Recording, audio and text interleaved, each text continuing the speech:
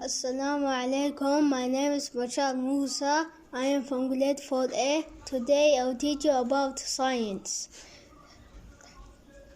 Chapter 2, Lesson 1, collection of different types of seashells, like sponges. A sponge is the simplest kind of invertebrate. Sponges do not have symmetry.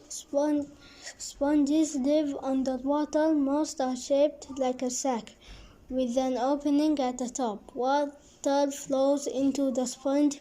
It filters the water for food. The adults stay in one place. Their offspring float or swim. Anidarians. An anidarian is an animal with arm-like parts called tentacles. At the tip of each tentacle are poisonous stinging cells. Anidarians use these cells to stun prey. Jellyfish and corals are anidarians. And mollusks. Do you collect seashells? Those shells come from invertebrates with soft bodies. These invertebrates are mollusks. Most mollusks have shells and live in water.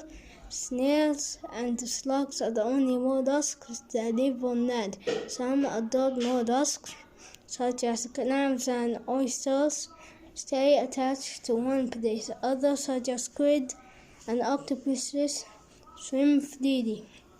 And echinoderms. Sea urchins are echinoderms, and echinoderm has spiny skin. It also has an internal support structure. This structure